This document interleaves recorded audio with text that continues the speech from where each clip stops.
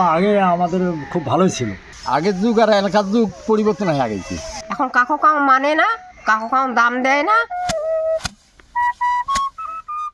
অগ্রহায়ণের হাওয়ায় মাঠ জুড়ে দুলছে সোনালি ধান, বাতাসে ভাসছে নতুন ফসলের গন্ধ।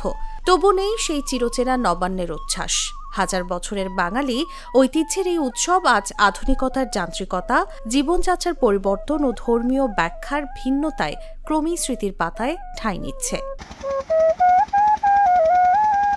লালমনিরহাটের সদর, আদিতমারি, কালীগঞ্জ, হাতিবান্ধা ও পাটগ্রামে চলছে আমন কাটার ব্যস্ততা। ফলন ভালো হওয়ায় কৃষকের মুখে স্বস্তির হাসি, কিন্তু নেই ধান ঘরে তোলার পরবর্তী সেই উৎসব মুখর গ্রাম জীবন। একসময় ধান কাটা শেষ হলেই উঠোনে পিঠা পায়েসের গন্ধ ছড়াত, বাড়ি ভরে যেত আত্মীয় স্বজনের আনাগোনায়। এখন সেসব কেবলই অতীত। কৃষকদের বড় আক্ষেপ, ধান আছে, চাল আছে, কিন্তু নেই নবান্নের আনন্দ। এখন নাই বাবা, এখন কাকু কাউ মানে না, কাকু কাউ দাম দেয় না, নিজে নিয়ে নিজে নপচি করে। মনে করেন কাকু কাউ শ্রদ্ধা দেয় না। বাবা নিজের পেটের সন্তানও বাবা মাগ না মানে।